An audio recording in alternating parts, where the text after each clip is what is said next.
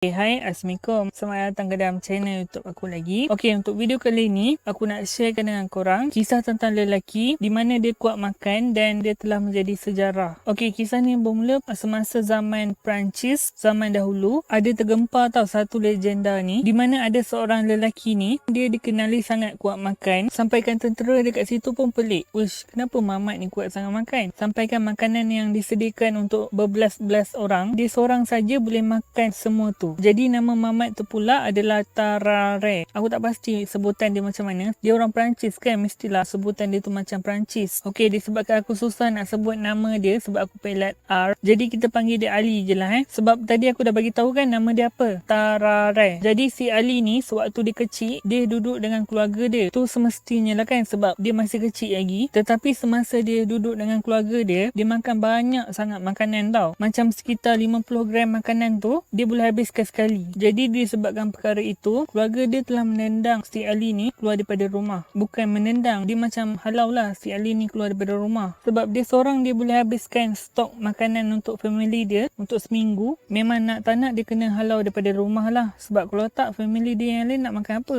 Jadi apabila si Ali ni dia kena halau daripada rumah, si Ali ni pun dia bekerja lah sebagai penghibur jalanan dekat sekitar Perancis tu. Jadi dekat situ dia tunjuk lah di mana dia boleh makan gabus, dia boleh makan sepana, dia boleh makan gafu dengan banyak. Jadi disebabkan dia makan semua tu, dia selalu sakit perut, sakit usus dan dia selalu ceret-beret. Jadi disebabkan dia kena perkara macam tu, dia pun pergilah jumpa doktor untuk rawat dia punya penyakit tu. Jadi selepas dia berjaya sembuh, sebagai tanda berterima kasih, dia pun telah cakap dengan doktor tu. Dia kata, doktor, disebabkan doktor dah tolong saya ni kan, apa kata saya tunjukkan bakat saya dekat doktor. Doktor bagi jam tangan doktor dekat saya, nanti saya telan. Doktor tu pun cakap, kau gila ke? Kalau kau telan jam aku, nanti aku bedah balik perut engkau, lepas tu ambil balik jam tu. Pada masa tu, doktor tu dah mula seram lah dengan si Ali tu. Tetapi disebabkan bakat si Ali ni pun dia telah dijemput oleh askar Perancis. Sebab zaman tu adalah zaman macam perang macam tu lah. Jadi si Ali ni pun dia telah dijemput. Sebab diorang kata bakat si Ali ni macam boleh digunakan untuk kerja-kerja macam spy macam tu lah. Jadi si Ali ni pun dia datang lah. Jadi dekat situ ada askar dengan doktor-doktor di mana diorang nak kaji si Ali ni, okey, apa yang kau boleh buat dengan makanan. Jadi si Ali tu pun dia ambil lah makanan tu dan dia makan.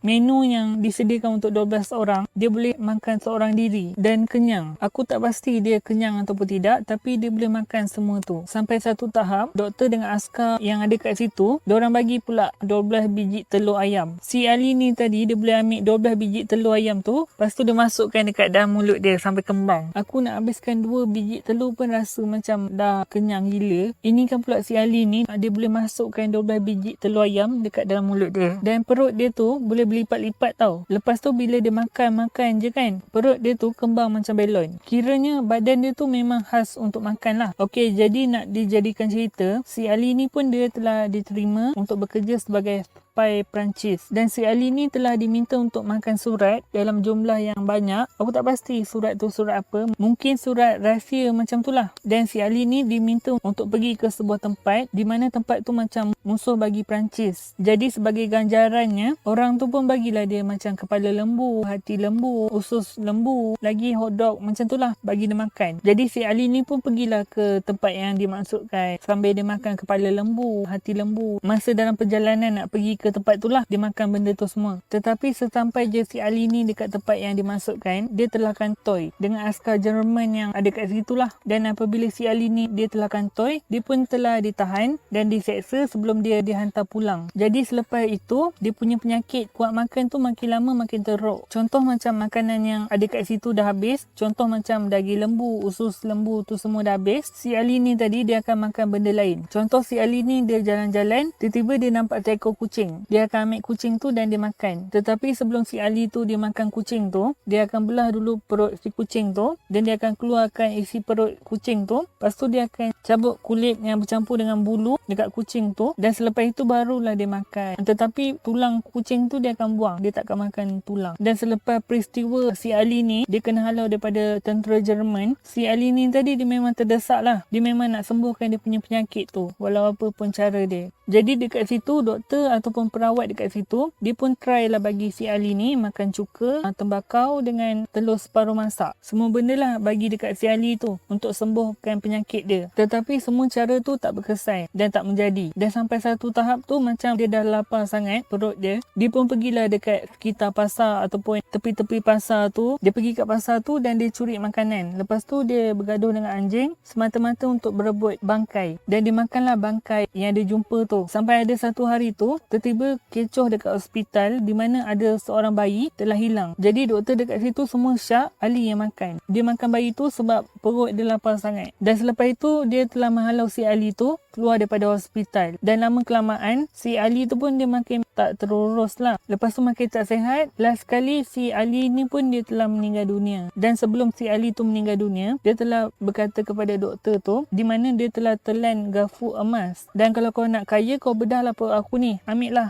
garfu emas tu. Tetapi doktor-doktor kat situ, diorang tak berani nak bedah si Ali tu. Sebab badan si Ali tu dah bau busuk, bau bangkai. Sampailah ada seorang doktor ni, dia pun beranilah bedah si Ali tu. Dan bila doktor tu dah bedah badan si Ali tu, doktor tu jumpa banyak nanah dalam usus si Ali tu dengan hempedu dia besar gila. Tapi itulah, cari punya cari, garfu emas tu tetap tak jumpa dalam badan si Ali tu. Dan sampai sekarang doktor tak pasti penyakit apa yang terkena dekat si Ali tu.